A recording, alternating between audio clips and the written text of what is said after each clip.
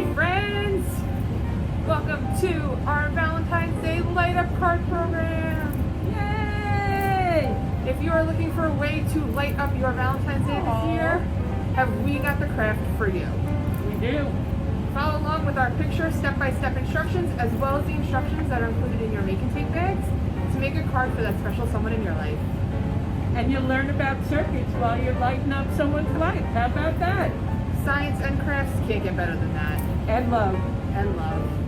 So before we let those creative juices flow with your circuit pop-up card, which we want you to make on your own, so we're not going to show you any examples of what we did because we want you to make it what you want it to be, I thought it would be super cool for us to talk a little bit about what a circuit is and what you're actually building when you make this card. So let's start off with what a circuit is. A circuit is a complete path with which electricity can flow. So that means there's a starting point and an end point, and the electricity goes all around it to create a circuit. For it to be considered a circuit, it has to have three different items in it. It has to have one, a source of electricity, such as a battery, which you'll find in your grab-and-go kit, which is the little circle battery that you'll find taped to your instruction card. You'll also need materials that allow electric currents to pass through them easily, and these are called conductors. Conductors can be used to link the positive and the negative ends of the battery, which if you ever wanted to look at a battery and know which end is which, you're going to look for the little minus sign on one side, that's the negative side, and the positive sign on the other, and that's the positive side of the battery. When you have an open or a broken circuit, this means that there is a break along the line and the current stops and it's not able to conduct the electricity all the way around to create a full circuit. And in a closed or complete circuit, the electric current is free to flow, creating the start to finish product. When the electric current flows, it can be used for electrical appliances, such as light bulbs, which is the third item that we're going to need in today's craft to create our circuit. So while a circuit is a fixed idea, that doesn't mean that there's only one way to build a circuit. There's a few different options when you're creating a circuit that you can use for your cards at home. So for today's project, we've included one example of a circuit in your grab-and-go kit. Miss Tara found it from the website linked below, and she thought it would be a really neat idea for you all to try at home with your craft. However, I'm going to tell you about a few more. So when you start looking at circuits, there are two types that are commonly looked at when we are starting to make our own and learn about simple circuits.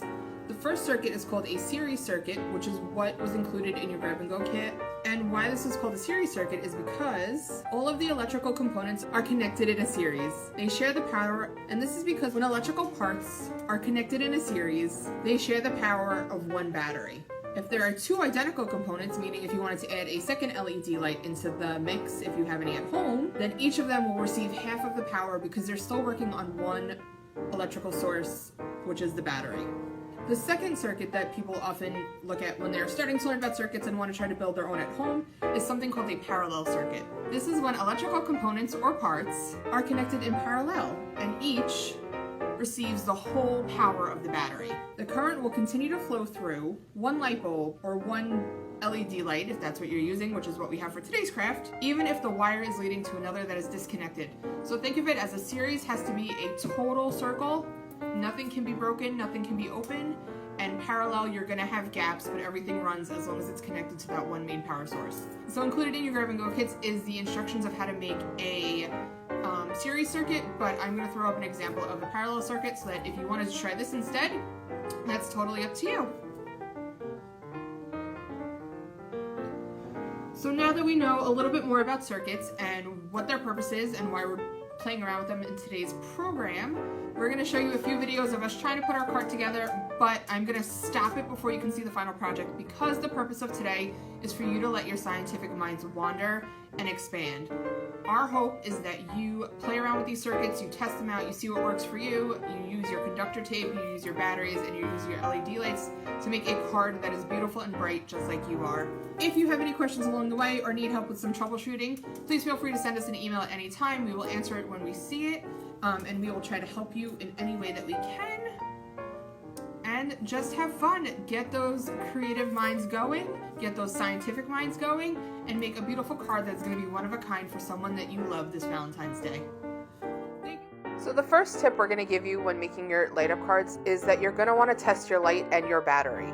You can do this by connecting the positive side of your LED light to the positive side of the battery and the negative side of your LED light to the negative side of your battery. Need help figuring out which leg is which on the LED battery? Don't worry, we've totally got you covered. The longer leg on your LED light is your positive leg, so that's the positive side, and the shorter one is the negative side. So that's how you know your positive from your negative when you're looking at your LED light. It's the size of the legs. When making your card, we suggest cutting out the shape of the heart.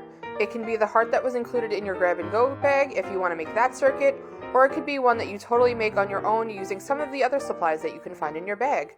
There are plenty of things in there that you can use for today's craft, so feel free to make the card look however you want. After your shape is cut out, no matter what shape that might be, we do recommend that you start cutting your conductor tape into strips.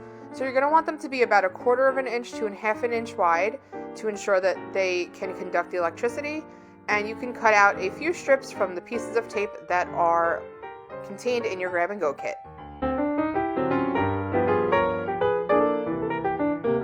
Once you have your tape all cut into strips, it's time to build your circuit.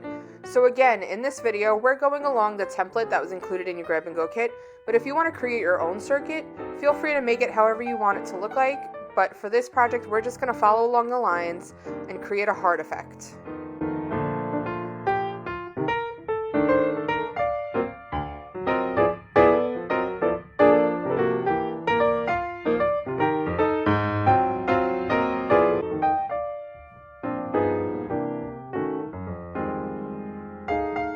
Once you have your conductor tape down and you followed all the instructions, you can now use the rest of the supplies in your grab-and-go bag to make a beautiful card. I know I said at the beginning that I wasn't going to show you an example of one, but I lied. I was so excited and so proud of how this card came out that how can I not show you my card?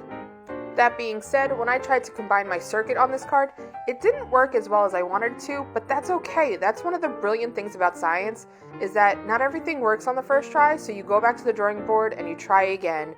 Turns out that I had a problem and my circuit was broken, so I had to go back and fix it so that my light would light up.